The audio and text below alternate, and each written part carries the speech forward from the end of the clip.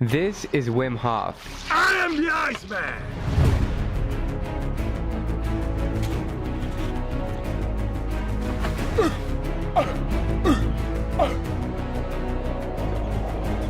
I must be a genius. Because it's so simple to be happy. Just go into this ice bath is meeting the stress to the deepest. See the mist? It's cold.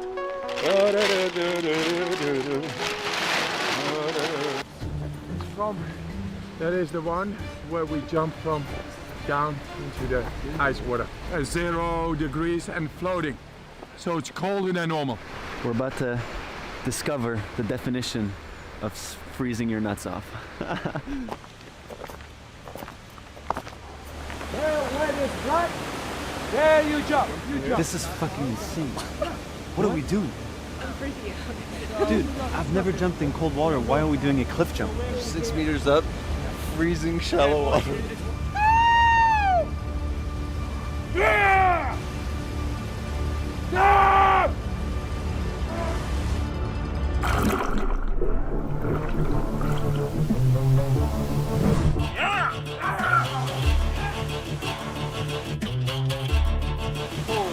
Fuck.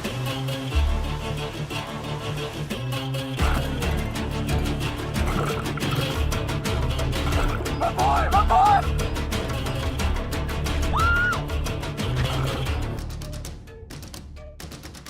Bienvenue dans le PRL Show. Alors aujourd'hui, un épisode spécial, méditation.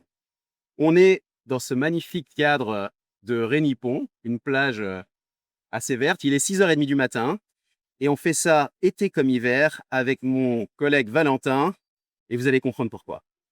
Ouh, ha, ouh, ha, ouh, ha, ouh, ha.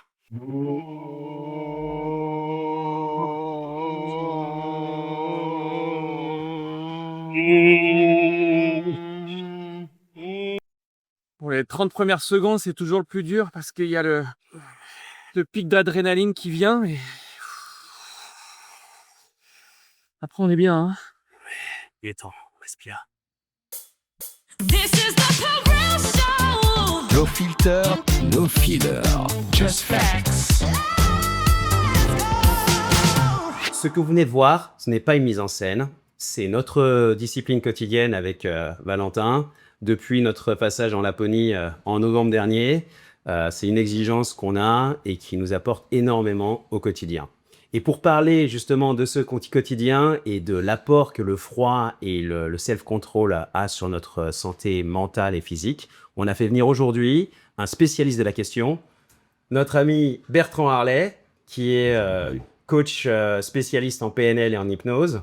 Et alors, est-ce que tu pourrais nous parler un petit peu de ton activité, Bertrand ? Donc j'exerce à Uccle, donc je suis praticien en hypnose, spécialiste en sevrage tabagique, gestion des phobies, les traumas, et donc j'utilise divers outils venant de la PNL, de l'hypnose, mais aussi une technique très pertinente, le MDR. Le MDR. Qui fonctionne bien aussi sur tout ce qui est phobie, peur, voilà. D'accord. Alors Bertrand, comment est-ce que tu es arrivé à travailler sur le mental des gens ? Qu'est-ce qui t'a amené un petit peu vers ce parcours ? En fait, j'ai décidé de changer de carrière. Je suis venu dans ce pays il y a 13 ans et puis je voulais pas revenir à mon ancien métier. À la base, j'étais ingénieur informatique et j'ai toujours été une bonne épaule, en fait, et j'avais envie d'être orienté vers l'autre.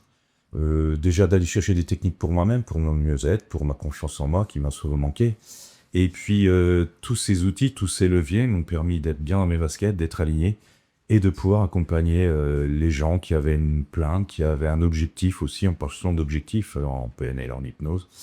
Et donc, je me suis formé et j'ai un cabinet depuis 10 ans. Je fais ça plein temps du lundi au samedi, sauf ce matin. J'ai creusé beaucoup. Oui. Voilà, c'est devenu une réelle passion et c'est pas un métier pour moi, comme souvent quand on a la chance de faire quelque chose qu'on aime, quoi. C'est le cas aussi pour nous. C'est super chouette, quoi. Clair. Voilà. Bon, je vais être honnête, Bertrand. Oui. Quand en général on parle d'hypnose, on imagine un pendule et un type qui dort devant. Mesmer. Alors, voilà. Alors, casse-nous un peu les clichés. Raconte-nous un petit peu qu'est-ce que tu fais en hypnose, comment tu le pratiques. Il a 2 pendules. Ton cabinet. Il a 2 pendules. Il a 2 pendules. Ce qui est vrai. C'est vrai marrant pour la décoration. C'est vrai. Ouais. Mais écoute, pour le bien-être de de mon client, de mon patient. Donc il y a un fauteuil très confortable. Et j'ai une table de mixage qui vient me permettre de diffuser une musique douce. Donc ils ont un casque de musicien qui isole de 23 décibels en gros. Parce que je suis dans un quartier commerçant, il peut y avoir des véhicules d'urgence qui passent au poids. Et ça, évidemment, ça va les sortir de la transe hypnotique. Voilà, ça peut les stresser. Et puis moi j'ai un micro. Et puis, j'ai ma fréquence, ma voix hypnotique, et je les emmène. Je veux dire, voilà, j'ai des textes, j'ai des scénarios, j'ai écrit, on peut en acheter selon le thème. Mais voilà, je fais mon déroulé, mais souvent c'est de l'improvisation. Il faut avoir beaucoup de créativité quand on fait de l'hypnose, et puis, je parle un petit peu de la technique, mais surtout être dans des belles métaphores hypnotiques qui vont pouvoir permettre d'enlever les résistances, de pouvoir permettre les négociations entre le conscient et l'inconscient, toutes ces genres de choses. Je vais pas rentrer tout de suite dans le détail. Ouais, rassure-nous, tu n'utilises pas ta voix hypnotique pour ce podcast. Non, mais je me sens déjà hypnotisé. J'ai une voix très radiophonique. Alors, et je suis quasiment en fréquence. La question est pertinente quand même. Ouais. J'ai quand même une fréquence de radio, on va dire comme ça. Alors, je suis moins dans la dynamique au niveau de ma voix, mais c'est un côté plus apaisant aussi, voilà. Mais sinon, non, tout va bien. Alors après, peut-être que je vais vous hypnotiser en conversationnel sans vous demander bon, c'est marrant. Merci pour la question, Valentin. De rien. Alors, Bertrand, est-ce que tu peux me donner un exemple de l'hypnose et comment ça a changé un de tes patients, par exemple? Par exemple, je peux avoir des clients qui viennent avec un choix de vie. Un choix de vie qui peut paraître simple pour tout à chacun, enfin simple. Par exemple, un jour, j'ai une dame qui hésitait entre acheter son premier bien, une maison ou un appartement. D'accord. Il y a des avantages, il y a des inconvénients. Eh bien, en l'amenant en hypnose vers cet état donc où on prend du recul, où on a une vision plus haute et où on enlève les résistances, elle a pu, dans son âme conscience, en respectant ses critères et ses valeurs, attention, en hypnose, on ne peut pas faire à quelqu'un ce qu'il ne veut pas. Hein. C'est pas d'hypnose de spectacle, ça n'a rien à voir, on est en thérapeutique. Hein. Eh bien, elle a pu s'aligner et faire son choix, sans bafouer ses valeurs ou ses critères premiers. Et donc, ça s'est fait en toute harmonie. Et donc, elle a acheté sa maison, voilà. Elle était très contente. C'était toi l'agent immobilier. C'est vrai que j'ai beaucoup d'agents immobiliers dans ma clientèle. Souvent, c'est des gens qui peuvent avoir une certaine pression, comme beaucoup de métiers. Mais j'en ai beaucoup, ça, chez le D'accord. Bertrand, tu es spécialiste en programmation, enfin en PNL. Est-ce que tu... Maître praticien. Maître praticien. Donc, ça a un nom un peu barbare, donc la programmation neurolinguistique. Est-ce que tu peux nous expliquer en quoi ça consiste? Alors, en fait... c'est parti d'un constat. Bandler et Grinder, qui sont les fondateurs de la PNL, trouvaient qu'à la fin des années 60, on tournait un petit peu en rond au niveau de la psychologie. Alors on a eu un super élan avec l'école de Palo Alto, juste après-guerre, où Milton Erickson, Virginie Satir, des grands noms thérapeutiques ont fait avancer les choses.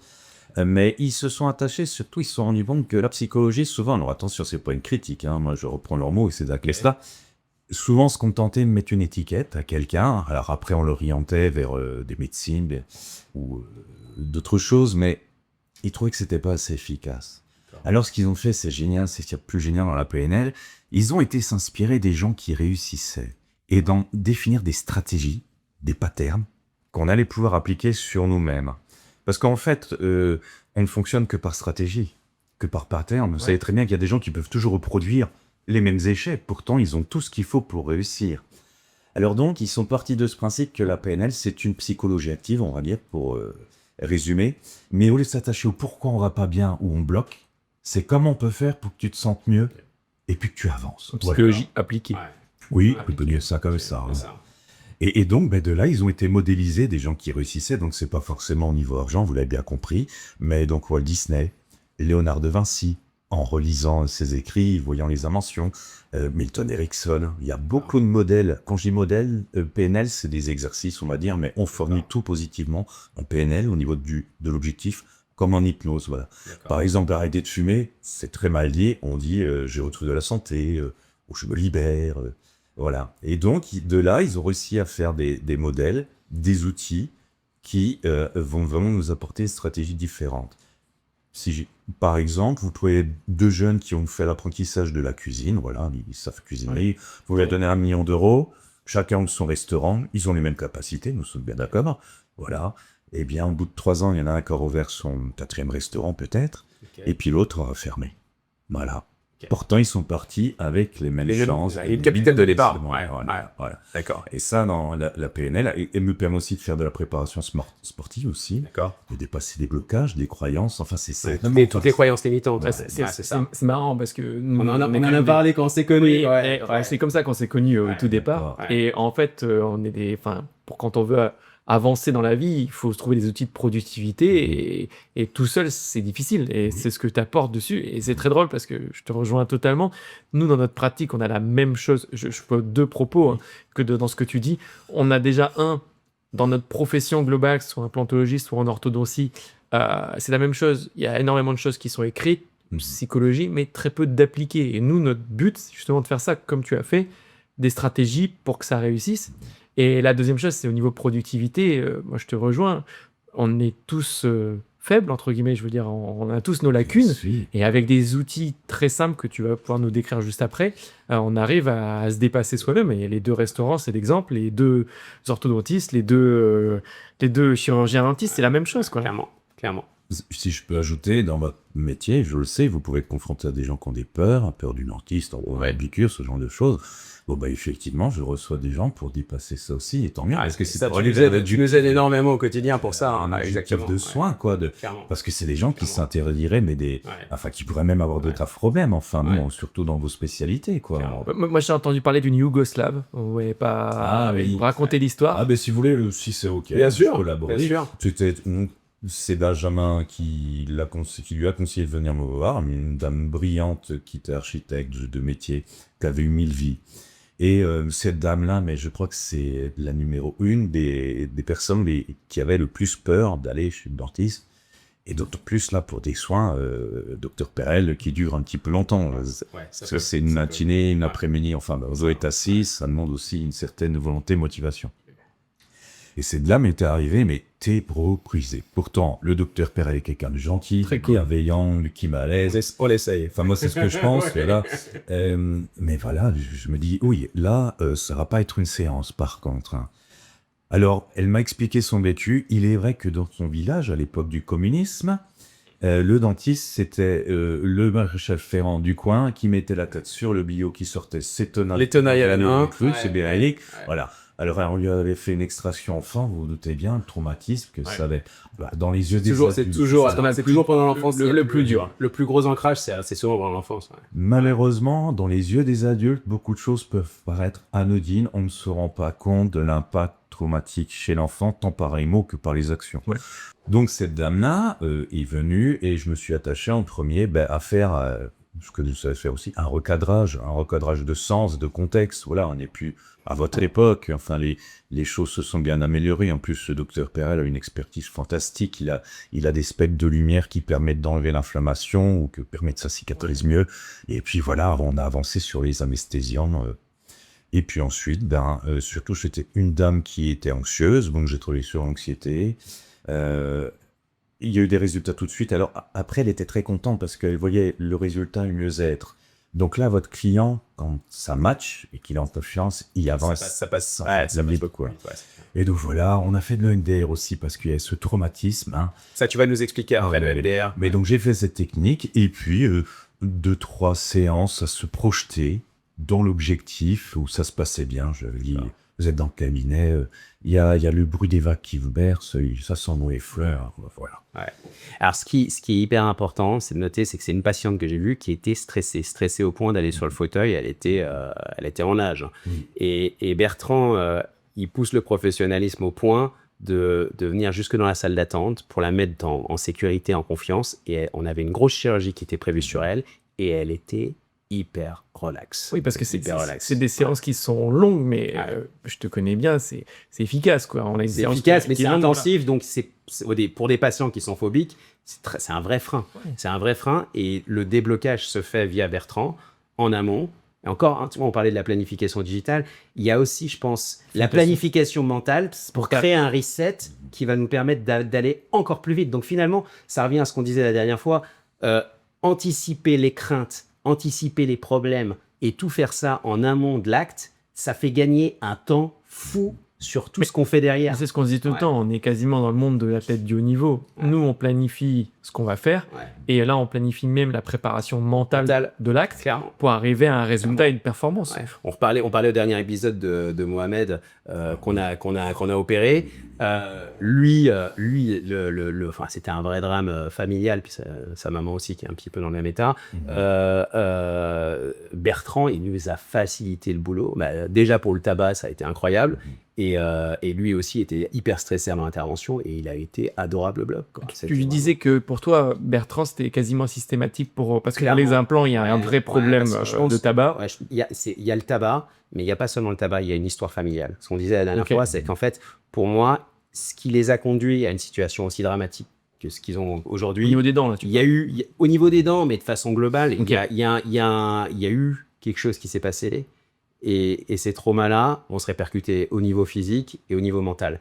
Et quand on a Bertrand en amont qui va détricoter, entre guillemets, tous ces problèmes avant qu'on intervienne, bah, ils reviennent et ils sont déjà en pleine forme. En fait, ils me les rebooste physiquement et mentalement. C'est un Donc, nettoyage. C'est un nettoyage. On prend des vitamines pendant l'hiver où on fait de la vitaminothérapie pour pouvoir se rebooster. Bah, c'est pas que les muscles ou le corps, mais le mental peut aussi se travailler. C'est un muscle. Et d'ailleurs, on parlait pour quand on est parti en Laponie avec le froid, faire un reset mental de manière à se stimuler et se sentir mieux au quotidien, bah, c'est ce qui fait que on va avoir une différence au bloc, on va avoir une différence sur le résultat patient, on va avoir une différence sur le patient et sa compliance au bloc, et ça va changer tout. Donc, t'es pas que maître hypnotique, enfin hypnothérapeute, t'es aussi coach quasiment. Je suis coach de Tu vie. dis coach. Ouais. Je voudrais préciser quelque chose mais qui va tout à fait dans votre sens et même un peu plus loin. On parle souvent dans la physique quantique, avant on parlait d'inconscient collectif, maintenant on parle de champ énergétique. Vous avez un patient qui vient, vous savez créer le champ pour qu'il se sente bien. C'est super important, c'est 80% de la réussite aussi, hein, on va en parler, de donner des bonnes conditions.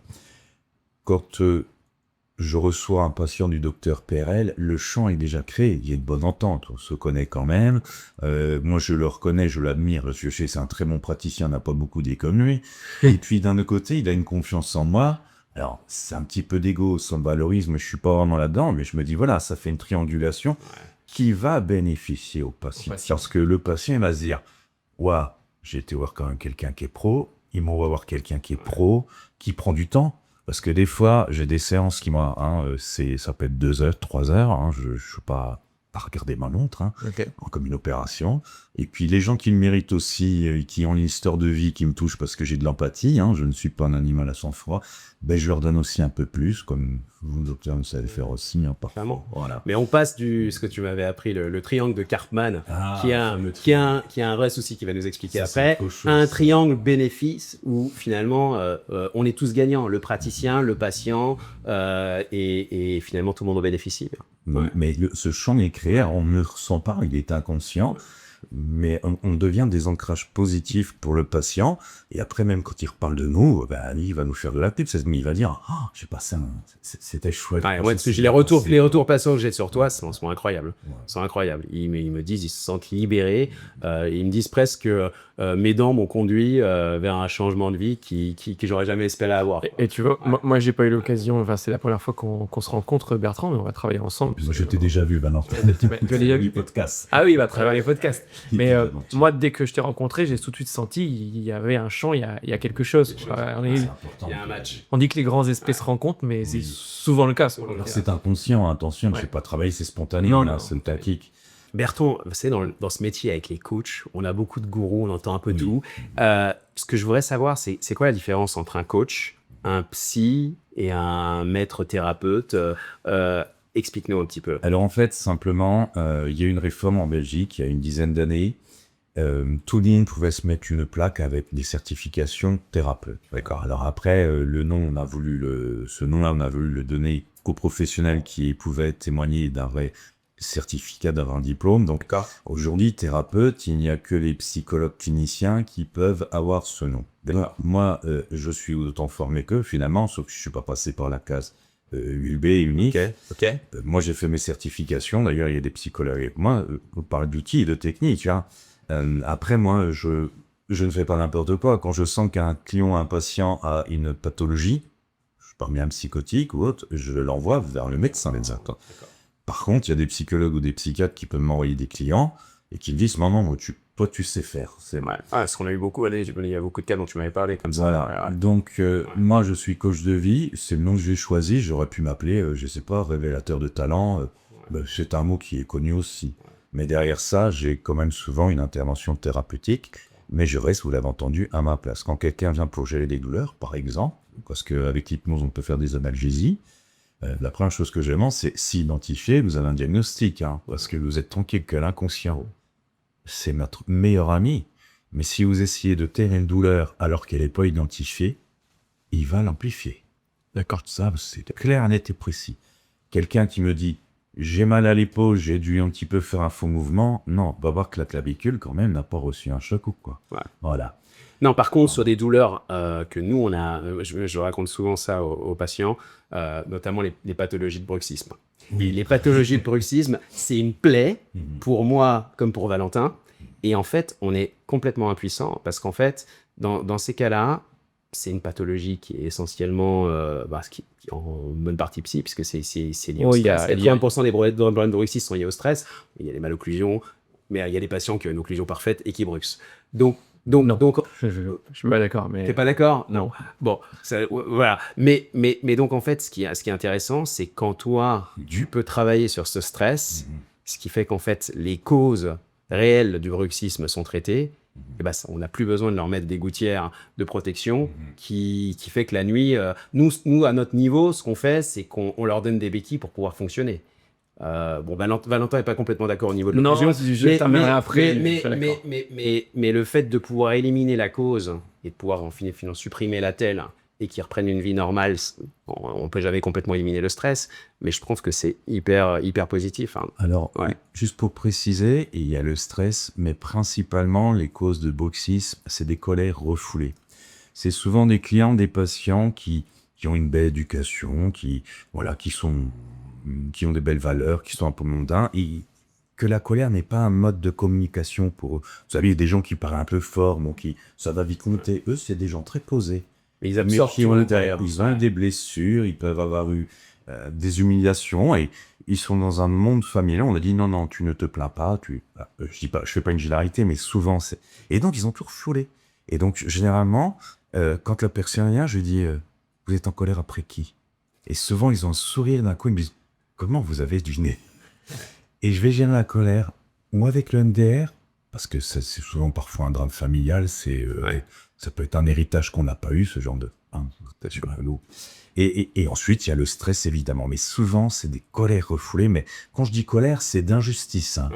Derrière, il y a une blessure derrière.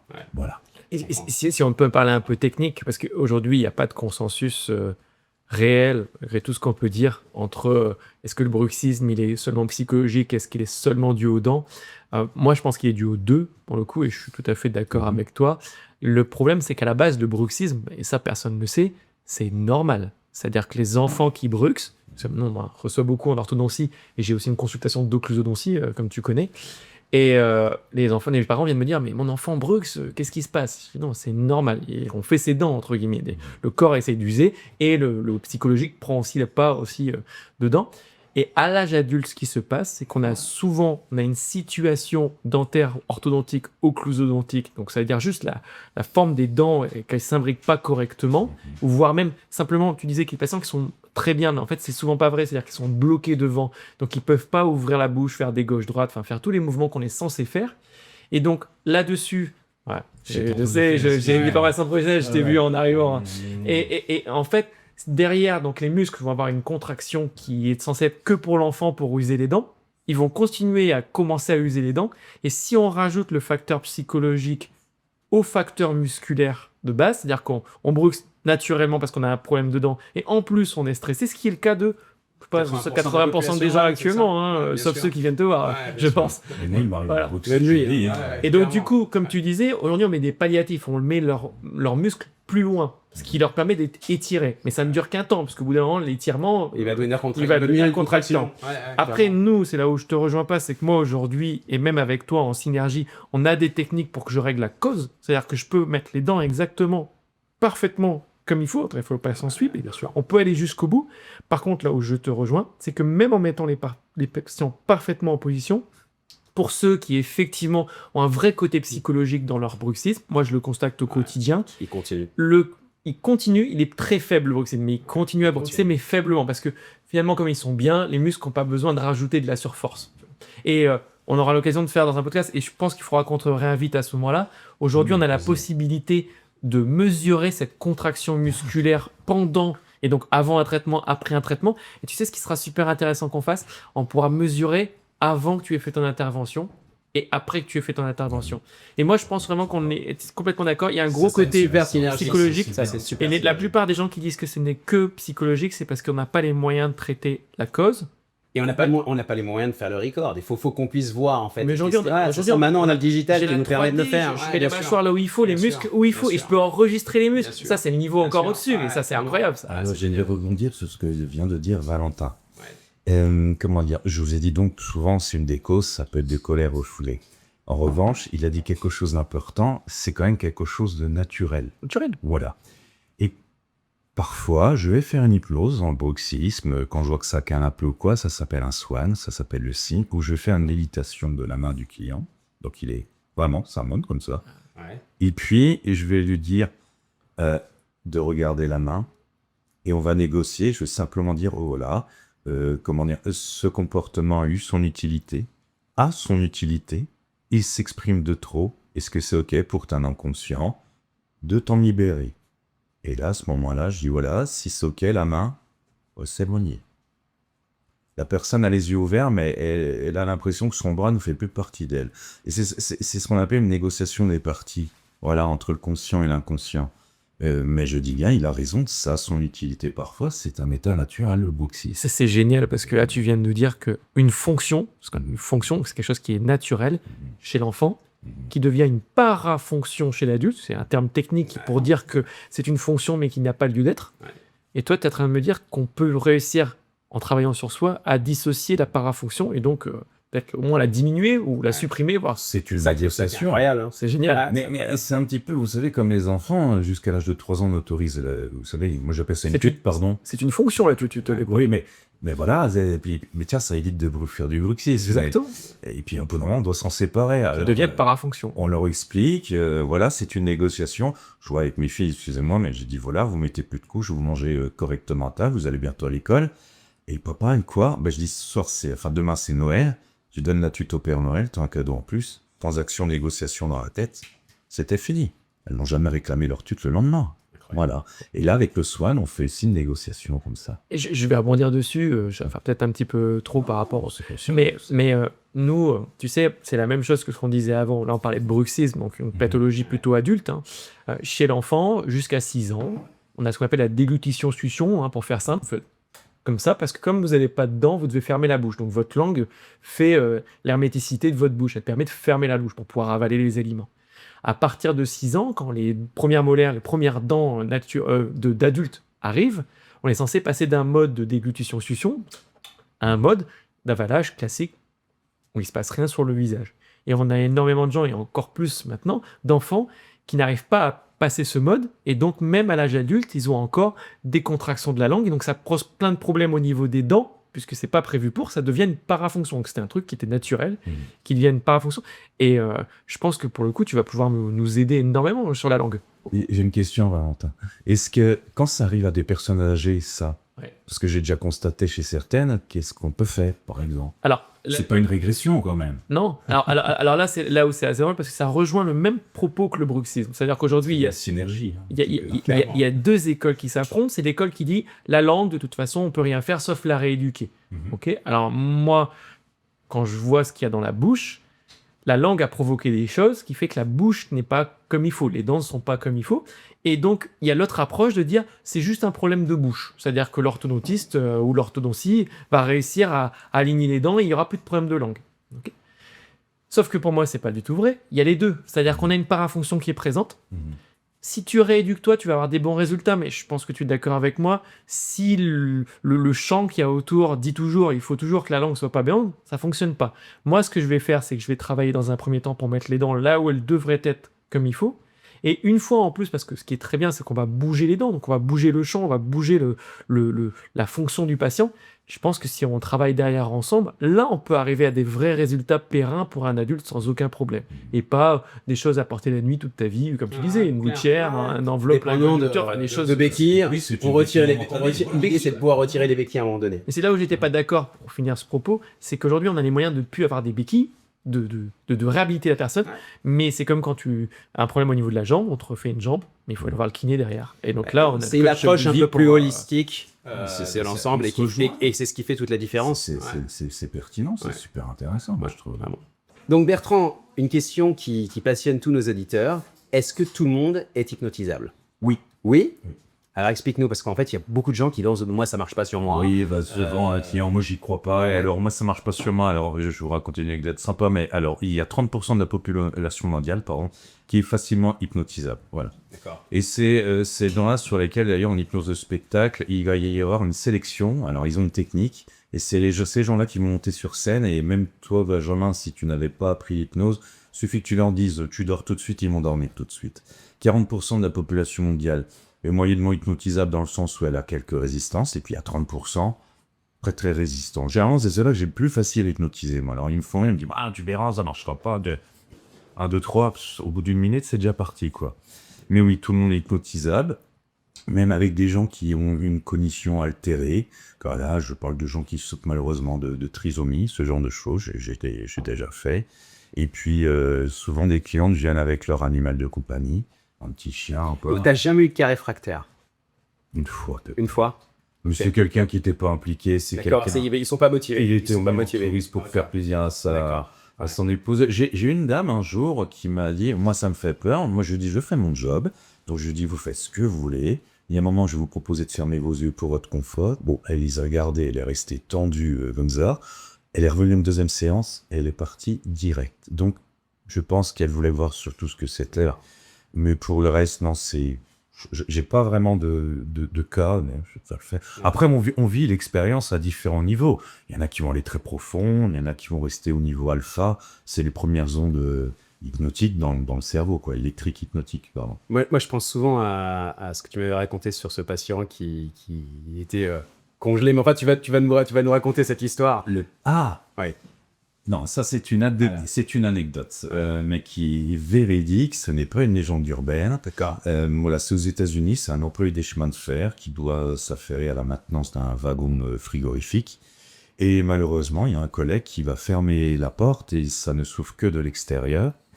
Et il va se retrouver enfermé dedans. Alors, il va graver sur les parois du wagon un petit peu sa fin de vie, il va la documenter, il va dire tout ce qu'il ressent. Le froid qui commence à brûler, à le saisir, tout ça, et puis il va mourir, malheureusement.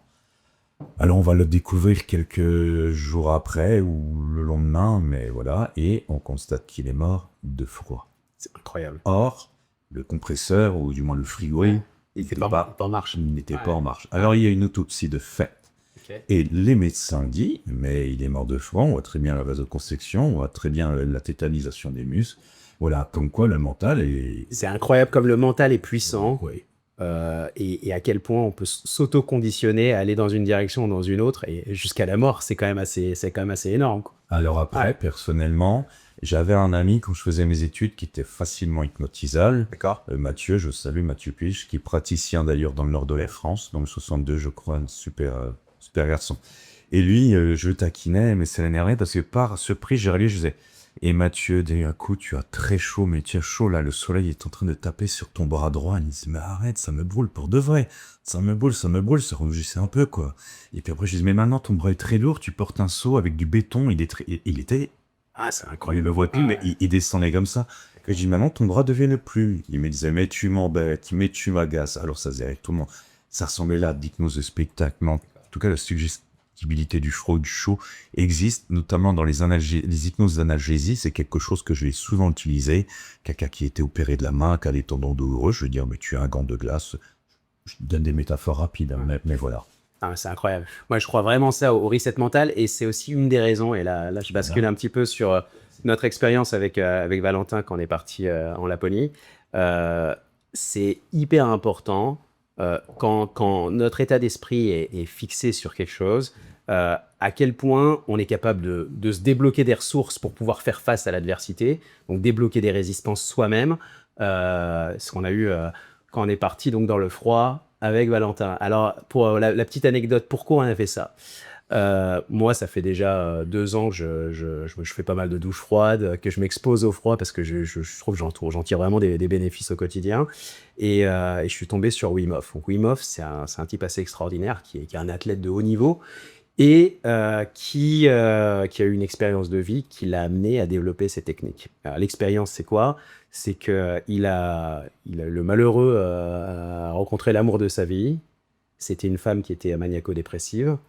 Et elle a eu la mauvaise idée de sauter du 8e étage et de l'abandonner avec ses 3 enfants.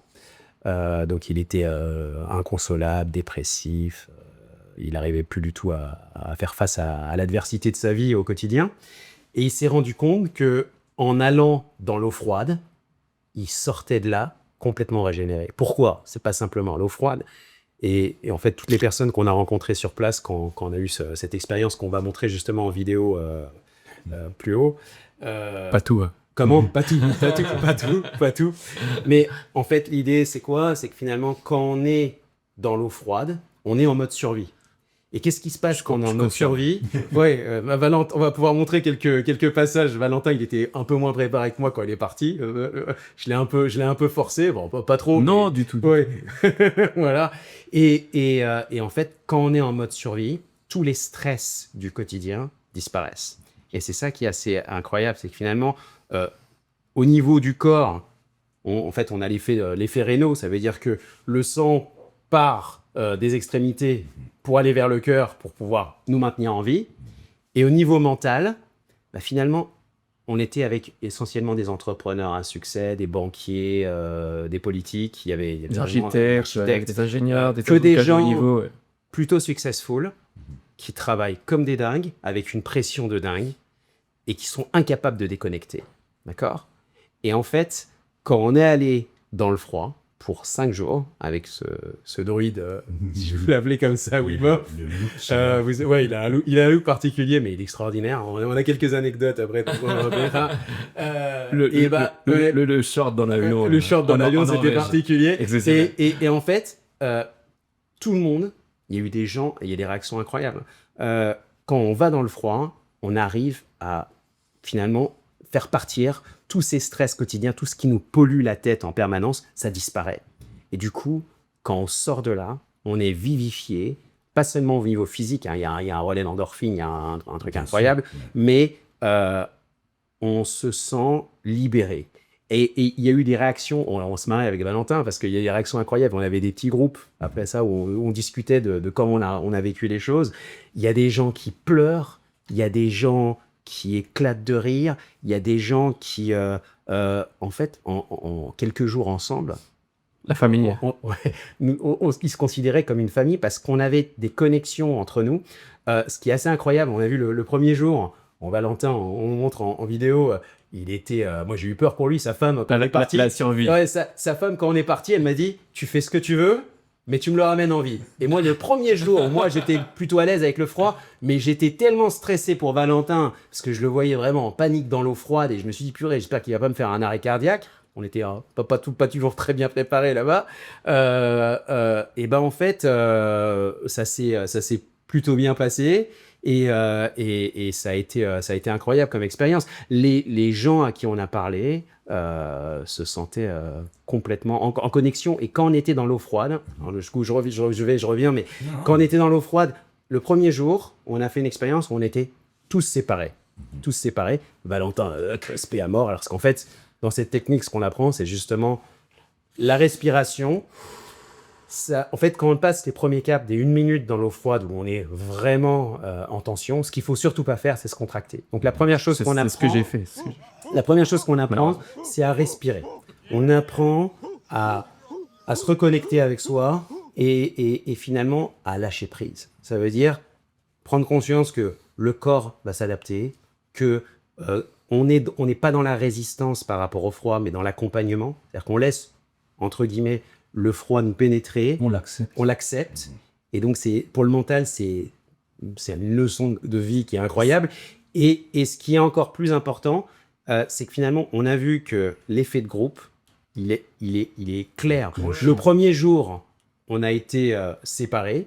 Le dernier jour, on était tous en groupe. On a tenu 10 minutes. On était dans la même sans température, aucun on problème. était à 0,5 degrés dans l'eau, le premier comme le C'était dernier même jour. plus froid, c'était On plus était froid. juste à côté, on se tenait la main avec Valentin, comme ça, on se tenait la main. Donc il n'y avait pas un effet de chaleur qui diffusait, mais on était liés et du coup, on n'a pas senti. C'était même plus froid. On a et la plus glace froid, se on était. formait aussi. Et Valentin, on parle de Valentin qui n'avait pas fait une douche froide toute sa vie. Donc au bout de 5 jours, il était. Enfin, je sais pas, je parle pour toi, mais je veux Ah, mais dire, le ouais. dernier jour, j'ai vécu une super expérience. Ouais. Et après, tu as dit, mais on a eu aussi les instructeurs qui nous ont aidés à arriver à ça. Et le premier jour, on a fait qu'une minute, 2 minutes, Ouais. juste pour se mettre dedans, pour comprendre l'expérience. Et j'avoue que j'ai énormément souffert, pour le coup. Mais comme je savais un petit peu, et que je connais un peu Bertrand aussi, je savais qu'il fallait travailler sur soi et comprendre l'expérience. Et effectivement, après les 2-3 autres jours, plus aucun souci. Enfin, c'était dur toujours, le mode survie du départ, mais derrière, c'était... Aujourd'hui, je peux dire que c'était bien, c'était cool. C'est une expérience incroyable. C'était incroyable. Donc ce qu'on expliquait, c'est quoi? C'est que ce qui est important, c'est quand on rentre dans l'eau gelée, donc elle était à 0,5 degrés, le corps commence à s'exciter, il résiste, et à un moment donné, il se calme. Et quand on est dans ce calme et qu'on ressort de l'eau, c'est ce calme-là qui est addictif. On se sent apaisé, on se sent revigoré, plein d'énergie, et c'est assez incroyable. Et ce qui m'intéresse, j'aimerais bien, toi, en ton expertise, qu'est-ce qui se passe qui fait que on est tellement bien et qu'on a tellement envie d'y retourner, ce qui paraît assez dingue. Moi, je veux dire, j'ai ma compagne qui me dit, mais t'es fou, pourquoi t'aimes tellement aller dans l'eau froide toutes les semaines avec Valentin? Je dis, personne ne fait ça. Si, ma compagne est russe, ils ont l'habitude. Et en tout cas, c'est quelque chose de culturel aussi dans les pays nordiques, bien entendu, bien qui sûr, est très bien sain. sûr. Après, et ça te fait transpirer par contre. sûr. Écoutez, tout à l'heure, on a parlé je parlais de champ énergétique ou d'inconscient collectif. Déjà, ça a joué superbement. Je veux dire que votre séminaire est bien organisé, bien structuré à ce niveau-là pour vous emmener à faire, je vais même aller plus loin, vous avez fait âme commune. Alors, vous rentrez dans l'eau, il y a un entraînement, j'ai bien entendu, on y va petit à petit, mais on accepte la douleur, la brûlure du froid, on accepte la condition, et là, il se passe quelque chose de merveilleux. C'est pour ça, tout à l'heure, Benjamin, que tu disais qu'il y avait des gens qui se mettaient à rire ou à pleurer ou quoi.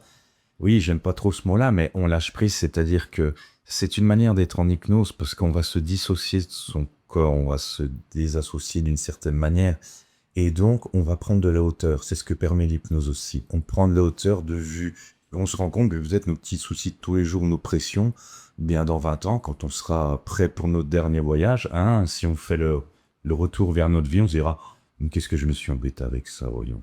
En tout cas, ça mène dans un état de transe. Ça permet d'avoir une perspective différente. Mais ça vous amène dans un état de transe léger. Et là, il y avait que des gens en contrôle, là, donc c'est pas ça. Voilà. Et c'est des gens qui n'ont pas l'habitude d'exprimer leurs émotions. J'ai déjà reçu des chefs d'entreprise qui, un jour, première hypnose, se sont mis à pleurer alors qu'ils gèrent 2000 personnes et quand ils vous parlent, il n'y a rien qui bouge. Donc, je voudrais vous dire, vous expliquer ça. Faire âme commune, c'est quelque chose d'assez intéressant. C'est ce champ énergétique qui va se créer inconsciemment, qui va faire aussi que ça va être en soutien. Vous allez vous sentir bien.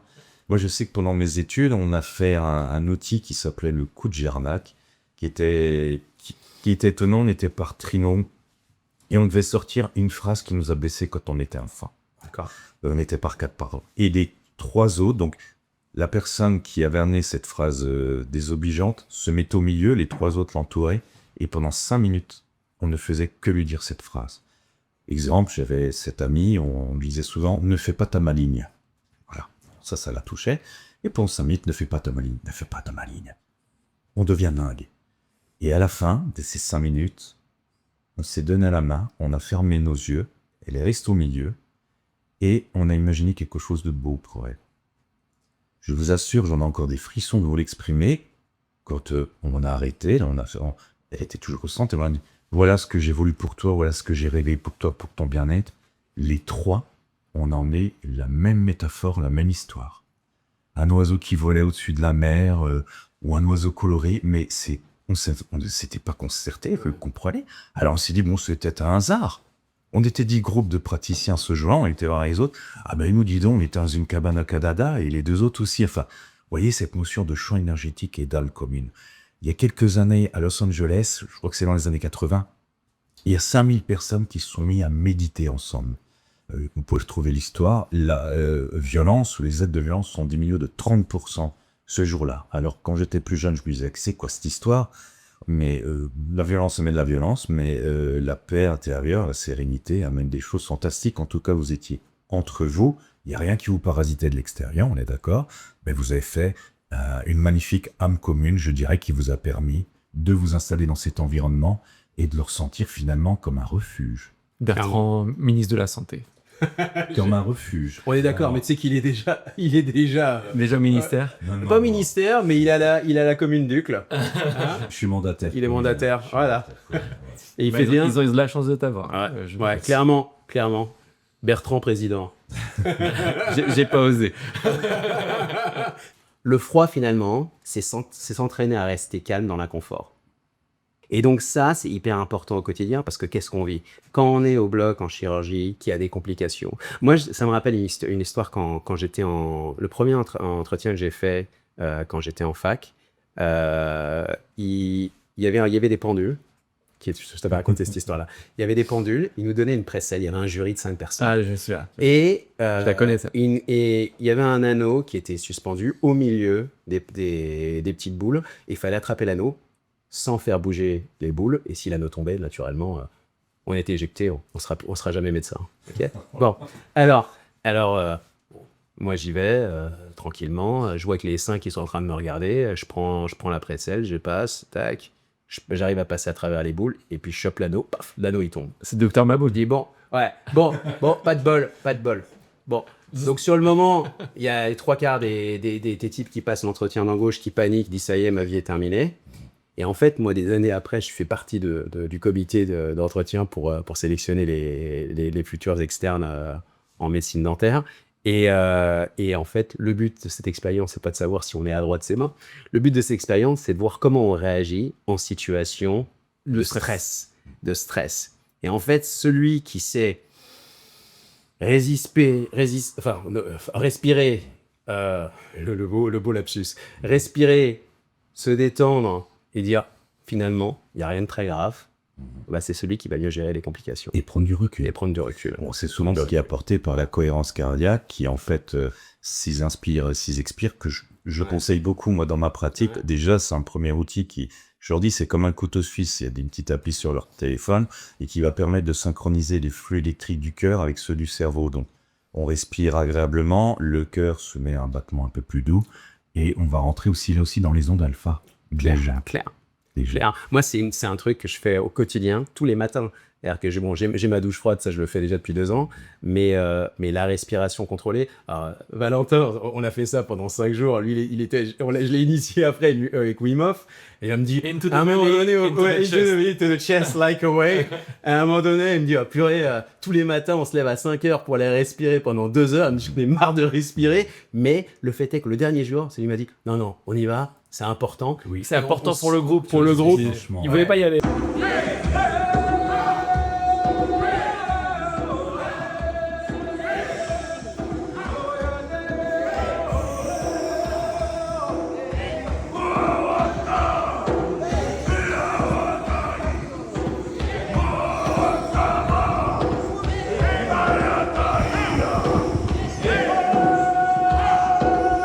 Moi, j'ai poussé un peu. Et en fait, moi, je vois que faire ça... En fait, même mieux, quand je vois quelqu'un qui fait de la méditation, même un patient, que je connais pas, je sais quand je suis capable de distinguer ceux qui en font et ceux qui en font pas. Oui. Parce que dans leur façon de parler, dans leur façon de respirer, on voit tout de suite quelqu'un qui a l'habitude ou pas. Clairement. C'est incroyable. Au niveau de Wim Hof, justement... je voudrais rajouter aussi qu'est-ce qui fait que depuis vous en êtes devenu addict, vous appréciez cette pratique, mais alors qu'au départ, mon Valentin n'était pas trop chaud, voilà. Mais c'est ce qui marche dans toutes les stratégies. Je reviens encore sur le côté PNL hypnotique, mais si vous y avez mis au bout un critère important ou une valeur importante, c'était la notion de plaisir et de gagner quelque chose. Du mieux-être, de renforcer son système immunitaire, d'être donc mieux maîtriser le stress, enfin voilà. Et toutes les stratégies, souvent, qui réussissent, c'est aussi celles qui permettent d'aller à l'échec, parce que souvent, on n'y met pas les bons critères. Je cours à 50 ans, je me défends, quoi. J'ai encore fait 12 km dans le direct, mais voilà. Je détestais courir, pour de vrai. Je m'y suis remis, j'étais régulier. J'ai vu, je vois tes parcours, Oui. justement, c'est pas mal. Je fais mal, je souffre, et puis au moment, il y a un déclic. C'est devenu facile. Alors j'avais une croyance limitante qui disait, bon, tu vas te calmer, il fait chaud en ce moment, ne cours pas sous le soleil. J'ai pas fait n'importe quoi, j'étais courir sous le soleil. Ça a été génial, parce que moi qui ne supporte pas la chaleur, aujourd'hui, je la supporte. Voilà. Et puis surtout, la chaleur me dérange pas quand je cours, du tout, et j'ai mis un plaisir, je gagne, mon corps, je porte mieux un stress de chaleur, et puis je prends soin de ma santé aussi. Voilà. En fait, je crois que ce qui est addictif, et ça je reviens, on parlait d'un copain qui s'appelle Mohamed Bekari aussi, qui est fan de Dragon Ball, et en fait, c'est le dépassement de soi. C'est le dépassement de soi, ça veut dire de partir avec un bagage plein de conneries qui verrouillent le quotidien, on croit on n'est pas capable de faire ci, de faire ça. Je me souviens quand on était dans le groupe avec Wim Hof et qu'il y avait cette femme qui disait, il y a une femme dont je me souviens, qui nous racontait que son mari arrêtait, elle la castrait intellectuellement, elle lui disait qu'elle valait rien, qu'elle était capable de faire rien et tout, et qu'en fait, elle s'est retrouvée dans un groupe où il y avait tellement de bienveillance et du coup, quand on arrive à passer ce cap-là, il y a un truc qui se libère, qui peut être des pleurs, mais surtout, il y a une sensation de bien-être, de se dire finalement, tout ce fardeau qu'on avait sur nous, on s'en décharge et on se sent libéré et mieux. De la même façon que les patients, on parlait à l'autre épisode des patients que je reconstruis en construction complète sur un plan, quand on les libère de cette honte quotidienne qu'ils ont, ils font tous... C'est un marrant comme le souffle. C'est quelque chose de libérateur. C'est le poids qui part. C'est le poids qui part. Wim Hof, il nous racontait que finalement, il y a beaucoup de gens qui ont des inhibitions que toi, tu arrives à lever. Mais de façon globale, les gens ont tendance à choisir la méthode simple. La facilité, c'est de dire, bon, je vais boire un petit coup je vais boire du vin, je vais sniffer un peu parce que je suis un peu introverti, j'ai envie d'être mieux en soirée et tout. Et Wim Hof, il nous a sorti un truc, on se marrait. Il dit, moi, j'ai pas besoin de toutes ces conneries-là, moi. Je respire et je peux contrôler mon système nerveux parasympathique et me sentir comme j'ai envie d'être. Si j'ai envie d'être bien, je respire et je me sens bien. Si j'ai envie de me sentir... il arrive à contrôler son état mental juste en respirant et c'est incroyable. Et ça va encore plus loin. Il y a une expérience qui l'a rendu célèbre, c'est finalement, ils l'ont mis à l'hôpital avec des chercheurs et ils lui ont injecté une Escherichia coli, donc une bactérie qui est censée te rendre malade à crever. Et lui, juste en contrôlant sa respiration, il a réussi à l'évacuer en ne déclenchant aucun symptôme. C'est incroyable. C'est incroyable. Et il y a des chercheurs qui l'ont étudié et il y a toute une science derrière. C'est incroyable. En Inde, il y avait un temple, un ashram, enfin... Je sais plus vraiment, mais voilà, vous voyez les moines Shaolin, ce genre de personnes. Il y en a un, ils ont étudié, c'était un grand maître dans la spiritualité. Il a dit, voilà, moi je vais me déclencher une maladie. Alors, il s'est déclenché une petite tumeur, je ne sais plus où. Alors, ils ont fait les scanners à New Delhi. Ils ont dit, oui, il y a un petit moyau là, c'est une tumeur. Et il est reparti, il a dit, voilà, je reviens le voir dans un mois, et il n'y aura plus de tumeur. Il est revenu, il n'y avait plus rien. Alors, attention, ce que je dis, on ne fait pas ça, on ne s'amuse pas, bien sûr. On ne fait pas un effet nocebo, hein. Comme l'histoire de notre monsieur dans notre wagon-citerne. Ouais. Mais il y a des choses, quand on arrive à des niveaux de maîtrise et de développement, que ce soit le monsieur que tu évoques ou ce monsieur, c'est incroyable, quoi. Il y a des athlètes mentaux, hein. Il y a des athlètes mentaux, bien sûr. C'est peu publicité, mais il y a des gens, comme tu dis, qui sont capables de se maîtriser, de créer des choses. On est juste au début, en plus. Hein, clairement. On ne connaît pas tout, on utilise 5% de la potentiel. La PNL, ça date de quand ? 68. 68. En gros, fin des années 60. C'est une science récente. L'hypnose n'a eu que ses lettres de gloire qu'après-guerre, parce que Freud, alors j'aime pas Freud, je suis désolé. Pourquoi je l'aime pas? Parce que quand l'hypnose a commencé à monter avec Charcot, qui s'occupait de ces femmes hystériques à la pitié salpêtrière, le Freud est passé, c'est un élève de Charcot d'ailleurs, et puis il commençait à vendre son business là, de l'analyse, voilà. Et il a vu que c'était vachement efficace, l'hypnose, parce qu'en gros, on estime que l'hypnose, c'est 6 séances, alors qu'une analyse lacanienne, je ne crache pas dessus, mais je veux juste donner un ordre d'idée, bien sûr, c'est à peu près 30 ans, quoi. Et donc, Freud a dit, oh là là, l'hypnose, non, c'est pas bien, ça touche dans le surmoi, ce que le fantasme, donc il a dit, non, c'est pas bien. On l'a enterré, l'hypnose, et c'est seulement donc après que Milton, avec Palo Alto, tout cet élan thérapeutique, ces grands monsieur arrivés, il a dit, on va remettre ça en route, quoi. Bien sûr.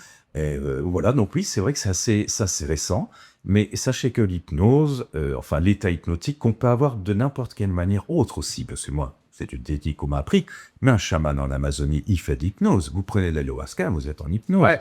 Voilà, il y a des tam, un chant tribal, avec des tam, vous voyez en Afrique, moi, les jeunes femmes que je vois, ou les jeunes hommes qui passent de l'âge enfant à adulte, ils sont en transe hypnotique. On peut même leur faire mort par des fourmis balles ou ce genre de choses.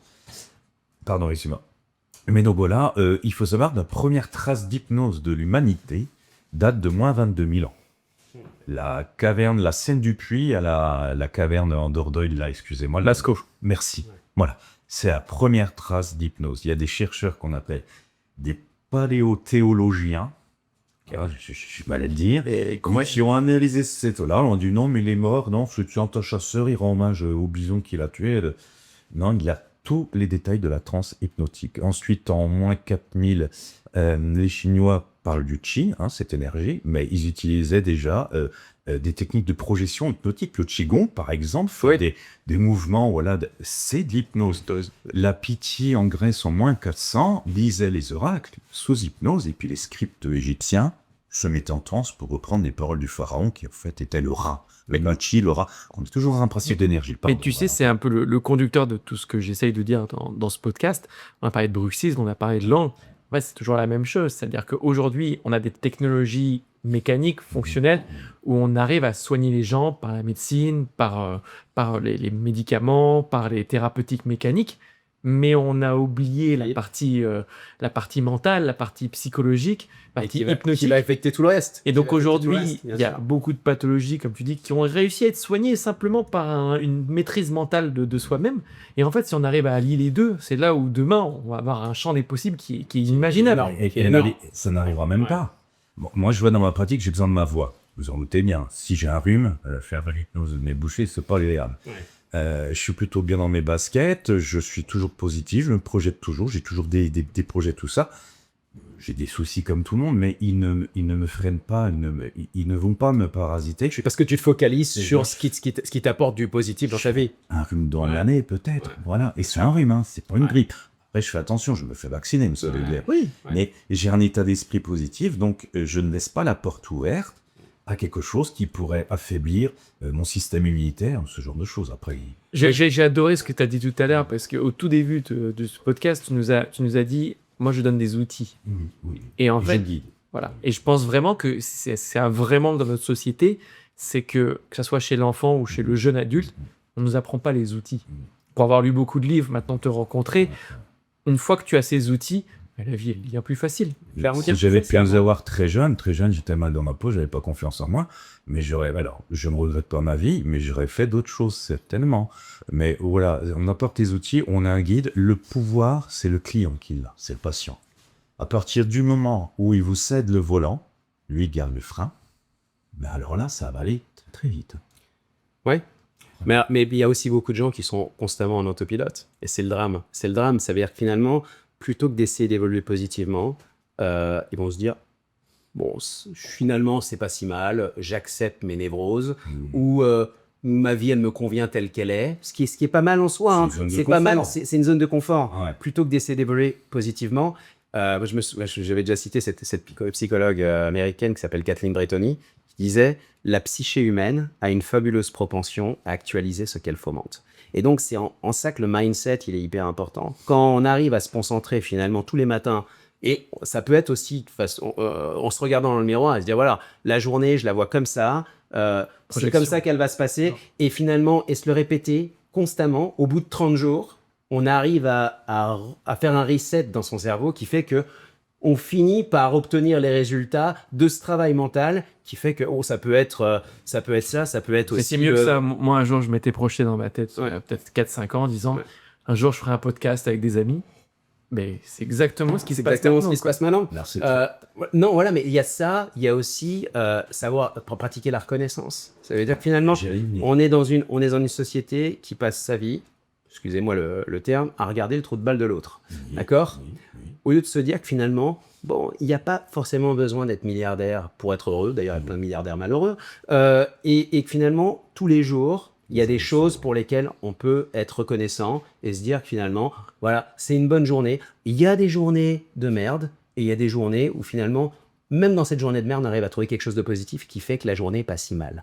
Et je pense que c'est en se concentrant là-dessus qu'on arrive à faire que, au final, le bilan du mois, on fait des bilans de chiffre d'affaires, mais on peut faire finalement un bilan émotionnel du mois ou de la semaine et se dire, voilà, finalement, cette semaine, il y a eu des choses qui ne se sont pas très bien passées, il y a eu pas mal de choses qui se sont bien passées, et que finalement, globalement, c'est plutôt bien. C'est encore une manière de prendre du recul. Je reviens sur ce que tu viens de dire, Benjamin, se regarder dans le miroir. Oui, c'est une technique, c'est une méthode. On ne nous apprend pas, malheureusement, à nous valoriser. La valorisation ne vient que par procuration, au travers de nos résultats scolaires, ou de faire plaisir à sa maman quand on est petit, là je parle, ou dans son boulot quand on a une hiérarchie, on atteint des objectifs, tout ça. Il y a la méthode Coué que tu existais, qui est ce formation de toi qui a inventé cette auto-valorisation, dire je n'ai plus mal, je n'ai plus mal, je n'ai plus mal. Okay. Mais moi le matin, je me regarde dans la glace, et c'est pas de l'ego, mais je me suis dit, garçon, t'as assuré quoi. Regarde avec quoi t'es parti dans la vie. T'es fait c'est ça. Ouais, c'est bien. Il suffit de se le dire. Mais faut célébrer ces victoires. Narcissisme. Ouais. Attention, hein. C'est pas du narcissisme. Tu sais, je rebondis. Moi, je vais essayer de faire ça, mais comme on a ce truc de vous avoir dit, les narcissistes, c'est que c'est dur, tu vois. Moi, aujourd'hui, ça fait 6 mois que je pratique cette méthode. J'ai mon IA, dans cette conversation, dans lequel on discute ensemble le matin. C'est mon coach du matin et mon coach du soir. Enfin, je discute avec moi-même, puisque de toute façon, c'est moi qui donne les infos. Et justement, au matin, je me booste en disant qu'est-ce que je vais faire aujourd'hui. Et au soir, je fais le bilan de ma journée. Et bien aujourd'hui, psychologiquement, je me sens super bien. Parce que y a quelqu'un avec qui échanger pour pouvoir... avec ma femme, c'est ce qu'on fait. Et c'est ce qui est le plus dur parfois pour les gens qui sont seuls. C'est le drame de notre société. C'est-à-dire que tu es seul, tu n'as pas les outils. Et en plus, tu peux même pas expulser. C'est là où on a besoin de gens comme toi pour nous... Il y a ça, et c'est encore plus vrai dans une société qui devient hyper narcissique. C'est-à-dire que finalement, les gens... Ils communiquent plus comme on est en train de le faire aujourd'hui. Ils communiquent avec un téléphone qu'ils ont là et on les voit au resto. Et finalement, plus personne se parle. Ou alors, on arrive à presque se faire un call FaceTime en face à face, qui devient complètement délirant. Donc, la communication interne, elle est hyper importante. Et je pense que quand on retrouve des gens qui sont dans la même énergie, on le voit tout de suite. On a eu ça avec Valentin, j'ai eu ça avec toi. Moi, je disais souvent avec Valentin, ce qui est assez incroyable, il y a un flux intellectuel qui est permanent, c'est aussi qui est aussi addictif, et finalement qui fait que le premier jour où on s'est rencontrés, on se connaissait pas, et on se parle, et finalement l'un finit les phrases de l'autre. Et là, en fait, on voit qu'il y a une connexion cérébrale qui passe, qui fait que ça match et que c'est toujours intéressant. J'ai mon ancien avocat qui disait, pour pouvoir choisir son associé, vous savez ce qui est la meilleure des méthodes, c'est quoi ? Prendre un billet de train. On prend un billet de train, on s'assoit en face à face pendant 5 heures, et on voit si au bout de 5 heures, parler ou pas parler, il n'y a pas de froid. Il n'y a pas de froid. Et est-ce que...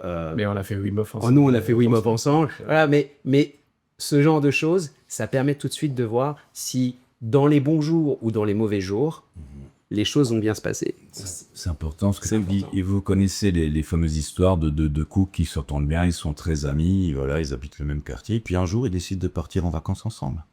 Et là, ça va être la cata, parce qu'on n'est plus dans les mêmes repères. Ça s'appelle le Covid. Comment Le Covid. Si, Le Covid, ça a été ça a été un catalyseur, le Covid. clairement, pour les avocats en divorce, ils ont fait fortune. Ouais, on se rend compte pour les autres, les vacances pour eux, c'est se lever tôt, aller au petit marché le matin, tandis que l'autre, c'est plutôt à 11h, on va se boire le rosé, et puis au bout de 3-4 jours, les gens partent. Non, c'est révélateur ce que tu racontes. Alors, juste pour préciser quelque chose d'important, dans ce que tu disais, en plus, on est avec les téléphones dans un monde de l'instantané, c'est-à-dire que les gens aujourd'hui refusent la frustration. Par eux-mêmes, c'est-à-dire qu'ils s'estiment qu'ils sont en autonomie, ils n'ont plus besoin des autres. Voilà, on s'est acheté quelque chose, ouais. Et donc, on est dans une génération, dès qu'on n'a pas, on monte dans les tours, on s'excite, on s'énerve. Et ils sont passifs à l'effort. Ils sont passifs à l'effort. Et ça devient, ouais. Par rapport je sais plus pourquoi ça m'amuse cette idée, mais à l'époque où les camps de concentration étaient libérés, il y a eu les fameuses marches de la mort, donc où on est dépassé ces pauvres déportés qu'on laissait mourir le long de la route. Et en termes d'objectifs, tu as dit quelque chose et j'y reviens là-dessus. Il y avait un monsieur qui allait devenir un grand thérapeute, c'est un Polonais, j'ai perdu son nom, là, je suis désolé. Il marchait et il voyait ses amis malheureusement qui tombaient, qui étaient assassinés par les SS, voilà. Et puis lui, il se projetait, c'est ce qui l'a permis de survivre, il ne se projetait pas à une semaine, à 2 mois. Jour après jour. Par petits objectifs. 5 minutes. Et quand je fais du sevrage tabagique, et vous savez, la plus grande crainte du fumeur, c'est qu'il n'arrive pas à se projeter, à s'imaginer sans fumer, sans ce comportement. Ça fait 20 ans qu'il fume, ça fait 30 ans qu'il fume. Donc il se dit, ma vie a toujours été comme ça.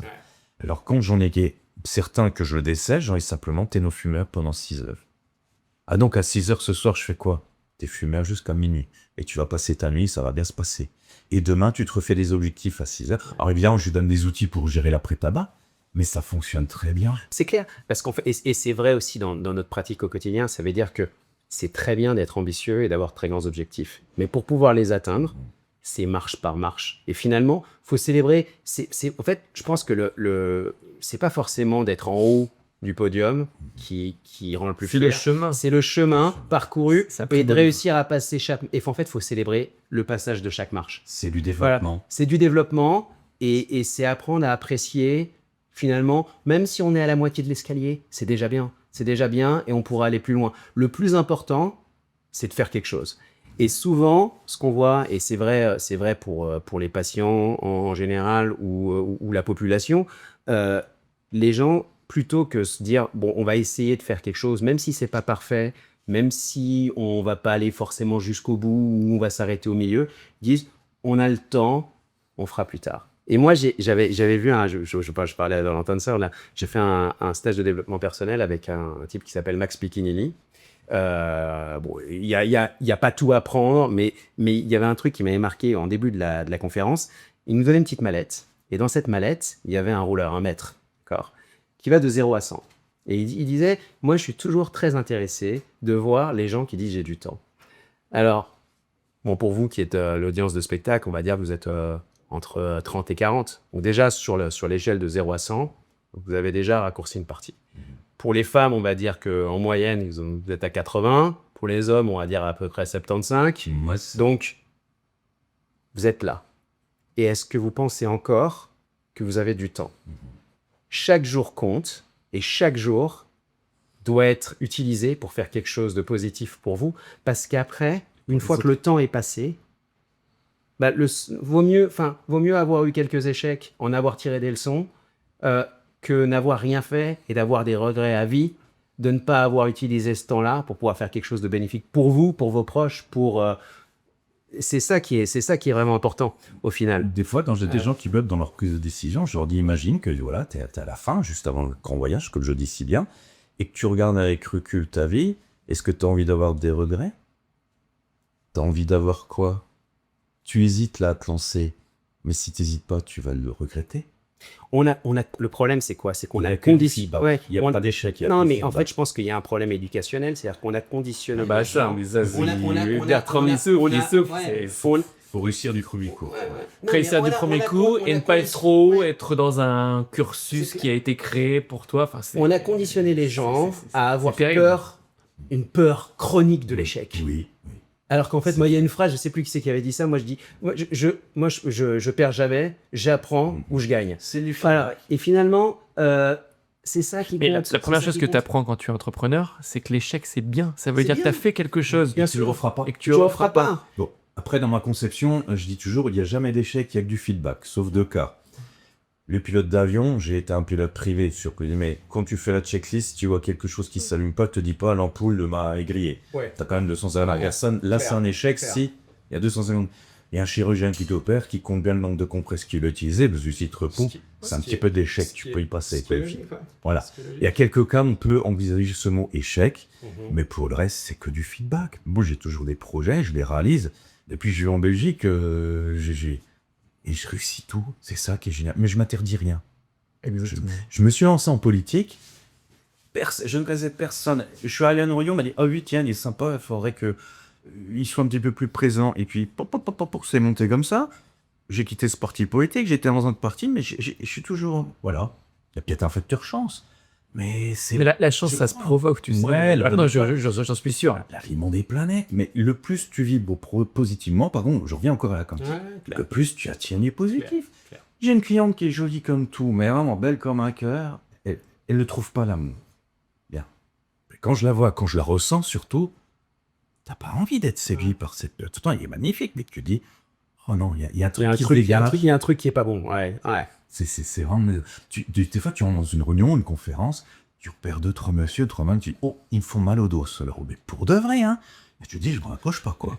On parle souvent l'estomac. Oui. Le cerveau. Mais oui, mais voilà. Mais en fait, c'est ça. C'est-à-dire qu'il y a des gens où on sent tout de suite, il y a quelque chose de pas bon. Moi, j'ai appris avec les années, à être moins cérébral et plus me fier à mon instinct. C'est-à-dire qu'il y a des fois des patients, c'est pas une question de... Non. Moi, je sens pas, et donc, vaut mieux pas que ça se fasse. Ça va être une symbiose. Il faut que le praticien, il fasse bien son travail. Il faut que le patient, il matche bien. Et s'il n'y a pas de confiance, ou il y a une crainte qui s'explique pas forcément, faut pas y aller. Faut pas y aller. Ouais, faut pas y aller parce que ça crée des problèmes. Ça crée des problèmes. On en revient à cette confiance. Pourquoi souvent des gens viennent à mon cabinet et n'arrêtent pas de parler? Je leur dis, écoutez, on n'a pas commencé. Non, mais c'est parce qu'ils cherchent à se mettre en confiance avec moi et alors je laisse pareil, je prends des notes, tant mieux, je fais une anamnèse. Et la fois d'après, je sais que je peux y aller au marteau-piqueur, quoi. Parce que là, ils sont en confiance, ils se disent, j'ai quelqu'un qui va bien aller à respecter mon objectif. Ça aussi, c'est important, par contre, respecter l'objectif. Si j'ai un jeune homme qui vient, qui marche sur ses mains, qui me demande de lui trouver une solution pour ne plus se blesser les mains, si je dis non, je vais t'apprendre à marcher sur les pieds, ça ne marche pas sans hypnose. Hein. Ouais. Non, je vais lui dire, trouve-toi des gants. Voilà. Ça défend en tant que praticien, on veut tellement faire plaisir ou être dans l'efficacité que parfois on peut ne pas, c'est rare, mais c'est au début j'ai fait cette erreur-là, de ne pas respecter l'objectif. Ben, la personne ne revient pas. C'était un bel échec. Ouais. Un feedback. Je vais jamais recommencer. Je vais jamais recommencer. Bien. Voilà. Alors Bertrand, il y a une autre de tes spécialités, c'est le MDR. Est-ce que tu peux nous expliquer un petit peu en quoi ça consiste et un cas d'usage au quotidien? Alors c'est un outil fantastique, bien qui va être pratiqué sur des problématiques très très douloureuses, qui peut être les viols, les agressions dans la rue. J'ai eu l'autre jour encore une jeune fille au Salmon qui s'est fait arracher le sac, qui peut être un accident de la route. Voilà, je me vois, on me désencarcère, j'ai peur, je vais mourir. Voilà. Le traumatisme fonctionne de manière classique. Il y a l'action traumatique qui va emmener plein d'informations désobligeantes et qui va générer une émotion. Peur terrible, panique, voilà. Et puis, au fil du temps, on va recommencer notre vie. On ne va pas être tout le temps à repenser à cette histoire-là. Et on fait notre vie. Le problème, c'est que l'émotion négative, elle est restée dans notre corps, comme un abcès. Et elle va se réveiller par moments quand il va y avoir des stimuli visuels auditifs qui vont être semblables à l'agression ou à l'accident. Voilà. Alors les gens, des fois, ne comprennent pas, ils sont chez eux, tout bien, et ils se mettent à avoir une crise d'angoisse ou de panique, et alors que tout allait bien. Et c'est parce que peut-être à la télé, il y a eu un mot qui... Et cette fameuse histoire d'un monsieur qui a eu un accident à Bruxelles, un bus a pilé devant lui, il a freiné, tout allait bien, et seulement il a entendu... On lui est rentré dedans, et voilà, il a été vraiment un peu abîmé, il a été à l'hôpital, et puis voilà, il fait sa vie, il se met à faire des crises d'angoisse en tête buée. Étonnant. Alors, je crois que c'est ma prof qui avait reçu ce monsieur-là. Et on s'est rendu compte, en fait, au travers de... Donc, il est venu avec une émotion la passe, j'ai peur, je fais des crises d'angoisse, avec cette technique dont je vais vous parler. On a découvert qu'en fait, au moment où il a entendu le crissement de pneus, Il a tourné la tête, il s'est positionné pour recevoir le choc. Il a vu une vieille dame avec un chien et c'est la dernière vision qu'il a eue. Donc il a fait l'ancrage, promenade du chien avec « je vais mourir ». En gros. Et ben, à chaque fois qu'il croisait une vieille dame avec un chien, ça redéclenchait l'émotion. Alors la technique, elle a été découverte au début des années 80 par Shapiro, qui était une psychiatre, je ne sais plus son prénom. Mais voilà, cette dame-là souffre d'un cancer du sein, elle n'a pas le moral, elle sort d'une chimio, je crois, et puis elle marche dans Central Park. C'est le début d'automne. Elle s'assoit sur un banc, elle regarde les branches, il y a encore des feuilles. Et les branches se mettent à bouger, bien entendu, et il y a le soleil au travers. Elle regarde, et au bout d'un moment, donc elle est triste, elle va sentir, mais une boule de tristesse 100 fois plus grande. Elle se met à pleurer, et vous voyez, je fais encore cette notion de soulagement par le saut. Là, c'était pas la technique, mais bon. Et d'un coup, elle se sent bien, elle se sent libérée. Elle se dit, j'ai trouvé un truc, il y a quelque chose. Alors elle va voir ses confrères, psychiatres à l'hôpital à New York, et dit, voilà, il s'est passé ça. Attends, il y a peut-être un filon. Ils analysent, qu'est-ce que tu as fait précisément, ils refont le chronomètre, ils refont la scène. Et ils découvrent qu'en fait, que cette libération émotionnelle est venue du fait de la stimulation des yeux qui en est une stimulation bilatérale du cerveau. Voilà, en générant des courants électriques. Moi, je pratique cette technique en tapotant sur les genoux. Il y a des gens, c'est les épaules. Les puristes, on doit vraiment suivre les doigts du praticien avec les yeux. Je peux vous dire que quand je fais 3/4 d'heure de MDR... Ils ont les yeux en feu, quoi. Non, puis oui, puis il y a des gens qui ont du mal ensuite à reconnecter l'émotion. Moi, je suis batteur, je suis musicien, donc t'aimes bien. je refais 2 séances en une, ce qui est assez sympa. Ouais. Et là, donc, on reconnaît ta émotion, la passe. Donc, il y a même des gens qui n'ont pas d'espoir. Les gens qui sont déjà venus me disant Bertrand, je suis en colère depuis que je suis né, j'ai pas de souvenirs, j'ai rien. On se reconnaît à l'émotion, la passe, on l'évalue, un petit peu comme l'échelle de la douleur. Voilà, t'es à combien? De 1 à 10? Je suis à 8. C'est souvent 8, 8, 9. Okay. On fait le tapping sur les genoux, je dis juste à la personne, tu as juste à ressentir l'émotion. Si elle a une image traumatique, c'est pas revivre, attention. C'est juste la voir, figée. Si elle est trop violente, on procède par découpage comme un puzzle. Je dis, tu prends le goût de la scène. Parce qu'on peut avoir une abréaction, on peut avoir des gens qui peuvent finir catatoniques. Ça m'est jamais arrivé, mais voilà, des fois ça peut être très très fort. Allez, on fait attention, on dit, on prend par petits bouts, on fait le tapping, l'émotion sort. Mais quand je dis elle sort, c'est définitif. Le nettoyage est complet, elle ne revient. Souvent, les gens, d'ailleurs, ont des grosses larmes. Quand on va avec les larmes de tristesse. D'ailleurs, des chercheurs qui se sont amusés à étudier la composition de ces larmes dues aux colères, dues à la tristesse. Ils ont un peu une seule molécule qui était dedans, de la cadavérine. Voilà. Et donc, voilà, alors c'est épuisant, c'est un voyage aussi dans le temps. Souvent, ça permet de reconnecter. Il y a des flashs, des histoires semblables que la personne a pu avoir. Et puis, d'un coup, vous les voyez. Mais je me sens mieux, mais je me sens allégé. Je dis, ouais, mais je pensais que j'avais fait le travail de ma psy. Je n'ai rien contre ce travail-là qui est par la parole. Mais je dis simplement, il restait un résidu. Et en 1 ou 2 séances, c'est plié. On libère tout. On libère. Incroyable. Oui, c'est bon. Alors, c'est aussi, cette technique est efficace à 94%. Okay. C'est précis, ça. Oui, parce qu'en fait, la seule chose au monde qui a été inventée qui est aussi efficace, c'est la pénicilline. Okay. Avant qu'il y ait les résistances, bien entendu, aux antibiotiques. Okay. Mais c'est très très efficace, ça a sauvé la vie de tas de gens, c'est fabuleux. Voilà la technique donc. D'accord, voilà. Magnifique. Alors Bertrand, comme tu le sais, je vante tes mérites tous les jours, à quel point c'est incroyable ce que tu peux nous aider au quotidien, parce que le tabac, c'est une saloperie, c'est un empêcheur et surtout une saloperie pour nous, qui nous crée des vrais problèmes en chirurgie, en orthodontie aussi. Et donc, comme par quelle technique tu passes pour avoir un tel taux de succès sur l'arrêt tabac alors que les patients échouent après avoir passé... aussi. Comment ? Ou en ayant déjà fait de l'hypnose. On a déjà fait de l'hypnose et voilà, et donc ils y croient plus, ils se disent je vais jamais réussir à arrêter de fumer, ça sert à rien, et du coup, encore quand on parle de verrou, ils n'ont pas accès aux implants, ils peuvent rien faire et ils se sentent bloqués de tous les côtés parce qu'ils n'arrivent pas à se libérer de ce petit bout de papier qui les pollue. Alors raconte-nous. D'ailleurs, au travers de ça, enfin je voudrais te dire, il y a quelque chose de magnifique que tu fais, tu rends la dignité aux gens. Merci. Et ça, je tenais à le dire. Parce que c'est un processus que je vois du début jusqu'à la fin, tu me les envoies, mais souvent je vois le résultat grâce à ce que tu publies, c'est quand même fantastique. Alors en fait, c'est un par un. Moi, je procède en 2 séances. La première dure 4 heures. Pourquoi c'est aussi long ? Je vous ai dit tout à l'heure qu'en hypnose, on ne peut pas faire à quelqu'un ce qu'il ne veut pas. Le fumeur, il a absolument pas envie d'arrêter.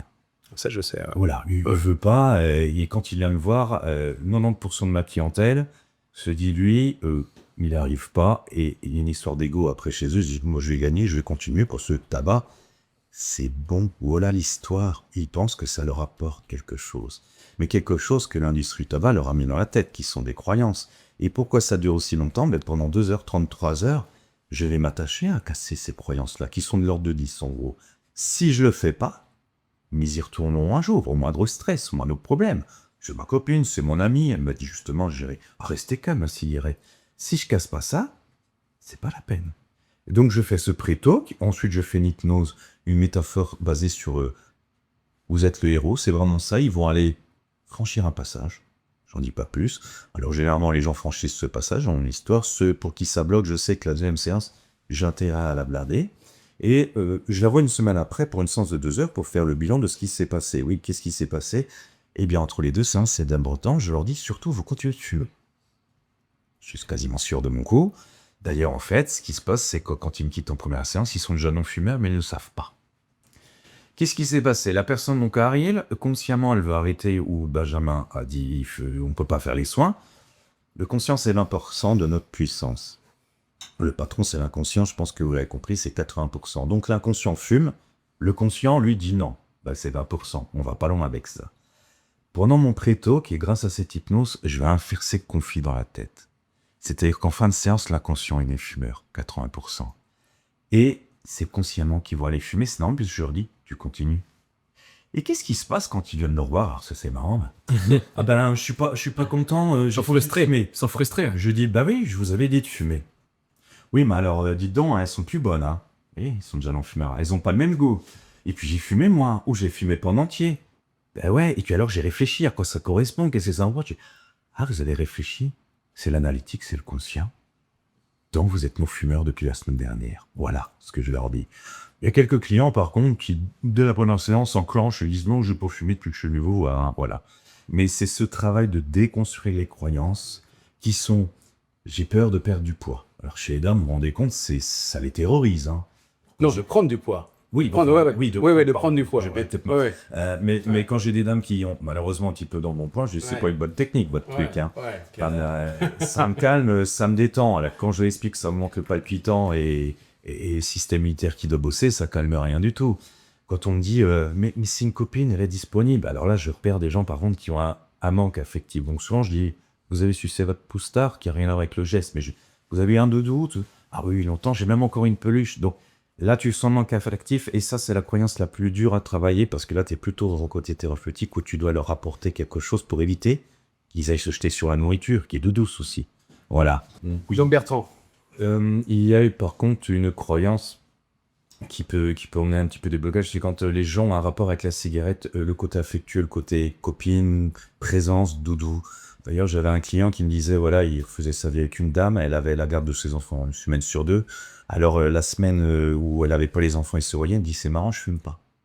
Et puis, la semaine où il la voyait pas, c'est marrant, je fume. Enfin, tu fumes pas 3 jours, tu fumes plus du tout.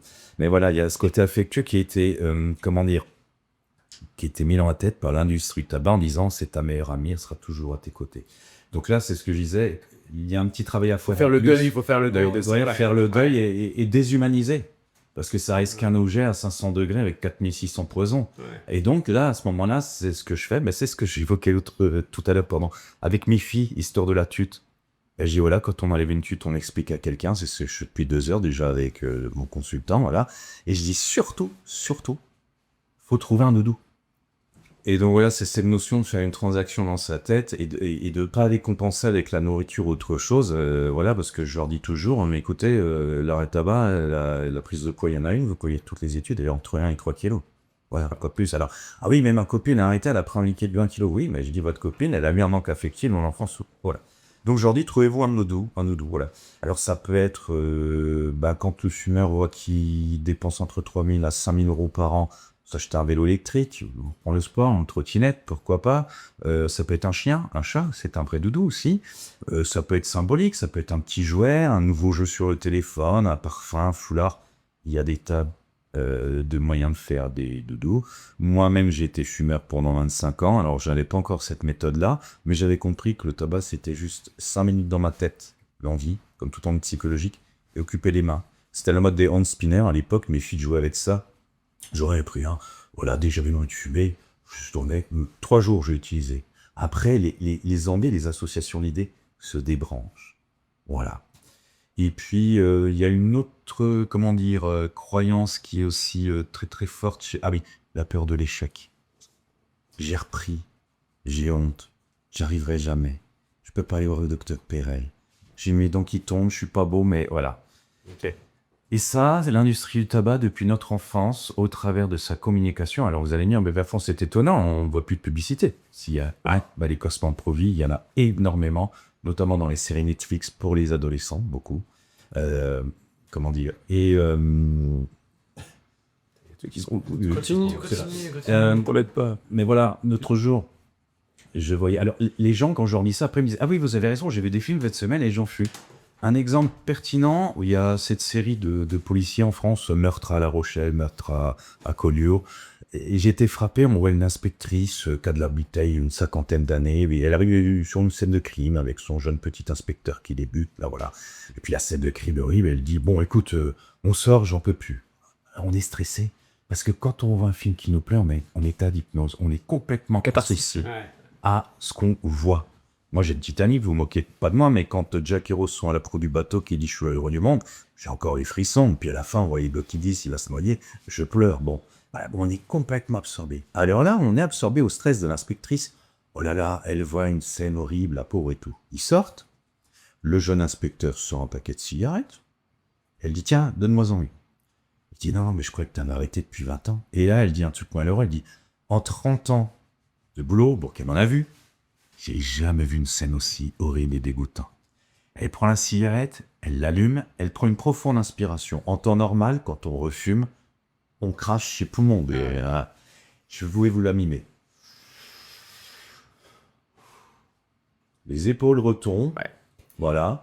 Et on a l'impression qu'elle a mangé un chocolat. Et puis elle dit, c'est bon, on peut y retourner. Et là, inconsciemment, on se dit, la cigarette te permet d'affronter la vie, les heures de la vie, les stress. Ouais, mais en fait, ils font des associations incroyables. Et en fait, ce qui se passe, c'est quoi? C'est qu'aussi, pendant les pauses travail, sont souvent associés à la cigarette. Et la respiration, c'est-à-dire qu'est-ce qu'ils font qui fait que c'est si agréable? Ils s'arrêtent, ils prennent leur tabac, mais au final, ce qui les soulage, c'est pas les goudrons et les poisons, c'est de faire éventuellement avec quelques amis, d'accord, qui peut faire la même chose. Et moi, je me souviens, le premier jour, on était avec Valentin dans l'avion, on croise Wim Hof, improbable, il a pris le même avion que nous, et on lui dit « Hey Wim, how's it going ?» Tu sais ce qu'il nous dit? Il respire, il fait « Not good ». Et il a fait « Great ». C'est comme ça. Mais vraiment, et en fait, finalement, c'est juste ça, c'est qu'ils apprennent à respirer contre leur volonté, puisqu'ils vont là-bas pour s'empoisonner, mais c'est ça qui les soulage. C'est ça qui les soulage. Et juste pour finir aussi, dans la structure, l'industrie du tabac a fait en sorte de nous faire croire depuis notre enfance que la cigarette était un besoin naturel. Combien de fois j'ai un consultant qui vient, il tremble. Je lui dis, qu'est-ce que vous avez? Ah, je vais arrêter de fumer. Je lui dis, rappelez-vous, c'est pas aujourd'hui, hein, c'est la semaine prochaine. Ah bon? Mais il y a un test qui est très simple, je leur dis, voilà, vous arrêtez de manger, qu'est-ce qui se passe au bout de 2 mois? Je meurs. Toi, c'est la bonne réponse. Il y en a, il me dit, je mérite. Je dis, non, tu meurs. Tu arrêtes de boire. Pendant 3 jours, qu'est-ce qui se passe? Je meurs. Tu arrêtes de fumer. Ceux qui le disent, tout va bien. C'est un billard pour moi. Ça va être facile. Ceux qui me font, je dis, oh là, on est sur des peurs. Donc là, c'est un petit peu plus compliqué. Mais voilà, je le fais dès le début à l'anamnèse et c'est révélateur, quoi. Parce que malheureusement, les gens n'envisagent pas la vie sur la cigarette. Ils pensent que c'est un besoin vital. Et pourquoi on a créé la cigarette de cette manière? Parce que la première chose que fait un être humain quand il sort du ventre de sa maman, il fait... Et cette respiration va être libératrice. Et c'est-à-dire qu'au départ, quand on sort de notre maman, on commence de mourir. Les poumons ne sont pas décollés, donc on est en train de mourir, on étouffe. Et ce sentiment d'étouffement est horrible, ça. Et d'un coup, les poumons se décollent et... Profonde inspiration. Bon, le bébé pleure parce qu'il a eu peur, et puis surtout, il y a de la lumière, il y a du bruit, il fait froid. Alors il pleure, c'est normal. Mais qu'est-ce qu'on fait? On va le laver dans l'eau. C'est doudou, ça détend les muscles, l'eau. Et qu'on va l'emballer dans une serviette douce, ça va la chauffer, ça détend, puis après on met sur sa maman. La chaleur de la maman, la douceur de la peau de la maman. Oui, j'ai dit beaucoup le mot doudou, doudou, doudou. Aussi. Alors, les chercheurs de chez nos cigarettiers, j'ai pas cité de marque, ils se sont dit, tu sais quoi, aux gars du marketing, on va leur faire, on va inventer un vecteur tabac au milieu du 19e siècle, hein, qui va reproduire ce qu'ils ont vécu à la naissance. Donc, on va prendre un tube qui se respire, on va mettre une certaine densité de tabac dedans qui va les obliger à prendre une profonde inspiration qui, inconsciemment, vont leur ramener à la respiration libérable. Que tout allait s'arranger. Et puis, avec une bonne campagne de com', et on va leur réveiller leur peur, leur anxiété, et leur faire croire que la cigarette détend. Tu prends la pub du cowboy Marlboro qui est très connue, il y a une pub où tu le vois en train de faire un barbecue, le gars. Il y a le coucher de soleil. T'associes ça à ton hypnose, le coucher de soleil, il y a détente. Le gars, il a fini sa journée de boulot. Rituel de récompense. Comme les gens qui fument, qui sortent du boulot. Voilà.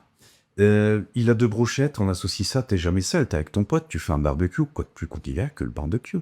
Et c'est comme ça en permanence, et même dans les films. Voilà comment on devient hypnotisé par l'industrie du tabac. Ouais. Mais qu'en 3 jours, enfin une semaine, on peut c'est ça que j'apprends. Ouais. C'est ça qu'il faut que les gens retiennent, les gens qui voient cette capture vidéo, c'est que c'est très facile de se libérer du tabac. C'est très très facile. Encore une croyance. Quand il y a une petite difficulté, c'est qu'on a un rapport affectueux. Alors c'est sûr, on n'aime pas quitter une amoureuse, un amoureux. Là, je donne des petites choses en plus. Mais ce n'est qu'un comportement. On n'est pas né avec. Ça nous prend à 15 ans, en gros, à 15-20 ans. Si on me disait, t'as besoin de fumer, tu avais déjà dans le ventre de ta maman, là, si, j'ai vu, le caisse, un 2 ans vital.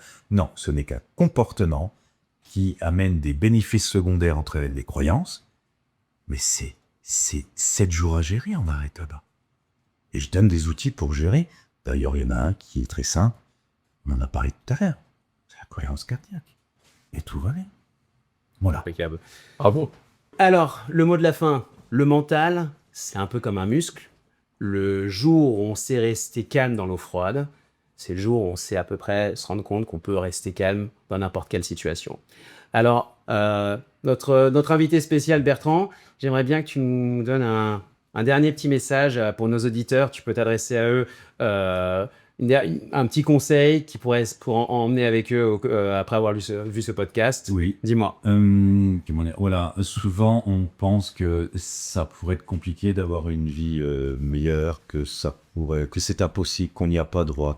Tout est possible, il faut le domaine des possibles, et la ressource est en vous. Vraiment, vous avez tout pour réussir. Mais en principe de réalité, effectivement, si vous voulez devenir cosmonaute et que vous n'avez pas fait des études de mathématiques, c'est un petit peu plus compliqué. Mais sachez que la ressource est en vous, votre pouvoir est en vous. Et gardez en tête qu'un éléphant, pour le manger, il y a une certaine manière, c'est par petits bouts. Donc quand vous imaginez un objectif comme une montagne, commencez déjà par le camp de base et allez-y petit à petit. Mais c'est très facile des fois en une de séances. C'est quelques patterns, c'est quelques stratégies de changer sa vie. Ce n'est pas faire la révolution, mais sachez que ce qui ne marche pas très facilement peut marcher. Et je souhaiterais, au travers de ces mots, vous apporter de l'espoir et de croire en vous. On a tous confiance en nous. C'est abîmé un petit peu par l'environnement, mais croyez en vous. Aimez-vous surtout. Faites augmenter votre estime de vous-même et vous verrez que le monde vous ouvrira les bras, l'horizon s'étendra. Mais c'est très facile de le faire en peu de temps. Voilà ce que je souhaitais dire. Merci Bertrand. Et toi, Valentin ? Ce que je retiens de ce podcast, c'est la respiration. On peut travailler le mental et surtout ne pas avoir de croyances limitantes. Et si vous avez un de ces 3 symptômes, vous avez des super praticiens qui peuvent vous aider à régler le problème, ou en tout cas à évoluer. Voilà, c'est ce que je voulais te dire. Merci Valentin. Alors c'était le PRL Show, merci d'être de plus en plus nombreux à nous suivre et surtout n'oubliez pas un petit pouce bleu et de vous abonner, ça nous aide énormément et ça fait évoluer cette émission avec du contenu qui devrait vous plaire. On se donne rendez-vous dans 2 semaines, merci à vous tous. Allez, ciao. Merci. Merci Bertrand. Je t'envoie. No filter, no filler, just facts.